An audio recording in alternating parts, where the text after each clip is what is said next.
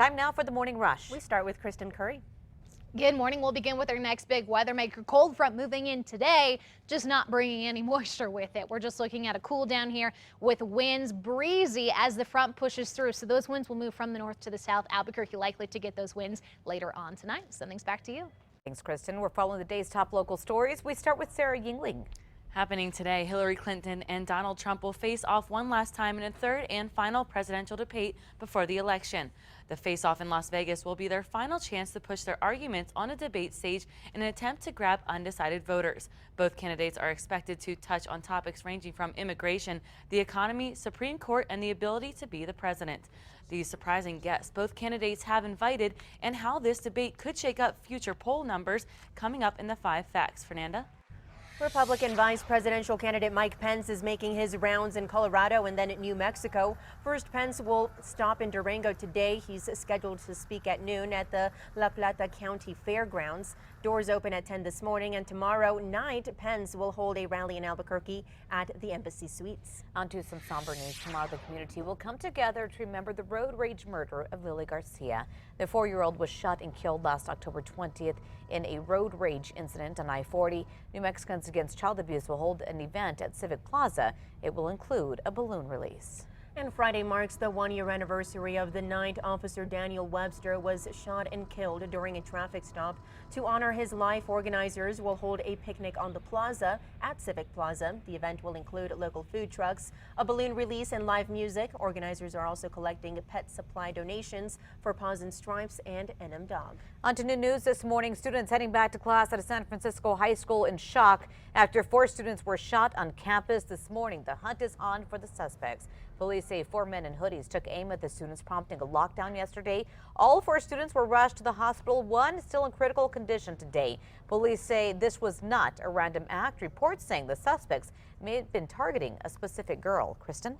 Today's Metro Threat Index up to 3, not only because of that big time cool down, but also the breezy to windy conditions. This will happen more so late this evening into the overnight hours, and possibly a little bit breezy as we transition into tomorrow too. Catherine? A local group that gives away food for free now has nonprofit status. Food is Free Albuquerque is part of a worldwide movement started in Austin, Texas. It aims to feed those in need by working with local property owners to harvest their gardens and collect fallen fruit. The Albuquerque group fed at least 300 people at a recent community event. People brought in nearly 2,200 pounds worth of fresh fruits and vegetables to give away. The group believes hunger is not an issue of enough food, but proper distribution of food. It's why they're pushing for more growing and more sharing. More on our KRQE News app. Fernanda? Some state lawmakers want to make sure tribal artifacts are protected moving forward. Senator Tom Udall and Martin Heinrich are leading the push to stop the theft and illegal trafficking of culturally significant Native American items. The senators have proposed laws to limit the export of sacred items and close loopholes allowing them to be sold as art. Time now for a check on your morning drive. Okay, it looks like we do have a car crash on I-40 eastbound near 12th Street. It's not reflected on your map, but we've been told by police they're investigating a crash there. Other than that, everything looks pretty smooth this morning. The BioPark is celebrating a local species this week, the Mexican gray wolf. Yesterday was Wolf Appreciation Day, and events run throughout Friday featuring zookeeper talks and hands-on activities. The goal is to teach visitors about wolves and their role in New Mexico's ecosystem. All Wolf Appreciation events are included with zoo admission. And finally, happening today, a celebration will get underway to mark the 100th birthday of Elephant Butte's Dam. The dam, constructed in 1916, officially turned 100 on Sunday. Today, a plaque will be presented to honor the big day. The celebration begins at 11 o'clock this morning at the Bureau of Reclamation Elephant Butte Field Division. Cool. Yeah, how cool is that? Happy birthday, EBD. Let's go celebrate. Did you just call it EBD? We're on like an abbreviated friend basis. It may be a little too chilly still, but why not? It'll liven us up a little, right? There you go. Take a little dip down there. Okay, time for the 5 Facts. All right, at number 5, some former APS students got a history lesson by reading letters their 10-year-old selves wrote back in 1968. The APS offices will soon become a new training center, but it once was Montgomery Elementary, and back in the 1960s, students buried time capsules there.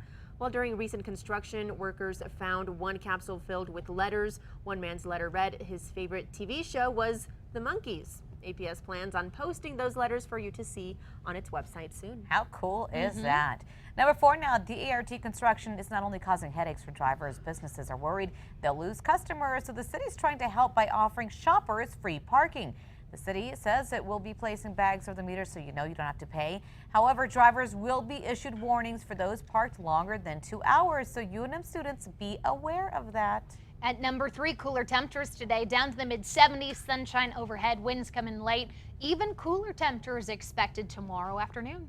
And at number 2, an Albuquerque mom is outraged, calling on her son's school to take action against the boy she says called her son a racial slur. The mom says her son Josiah was recently suspended for throwing another student to the ground after the boy had called her son the N-word. The school suspended Josiah for 3 days. Josiah's mom says the other student was not suspended and also didn't receive in-school suspension. The district only referred us to the APS handbook that states abusive language must be heard twice before suspension. Number 1 now, tonight, presidential nominees Donald Trump and Hillary Clinton will face off in the third and final debate in Las Vegas, Nevada.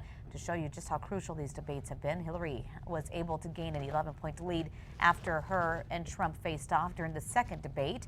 Expect things to once again heat up. Trump has invited the mother of a Benghazi victim who has accused Hillary of murdering her son. Meanwhile, Clinton has invited 2 guests, including Mark Cuban, who has spoken out against Trump. The debate starts at 7 right here on KRQE News 13. We'll also be live streaming the debate as well, so go to our website, krqe.com, for that. Okay, so we have a lot coming up on KRQE this morning, including this. The authors of My Pancakes Taste Different today, they are back. This time, though, they're bringing a tasty treat. We'll be in the kitchen with them in the next hour. We're also talking with ABQ 365. Halloween's coming up, so you want to get your calendars ready. We'll have everything you need to know. A lot of fun. We'll see you on the other side.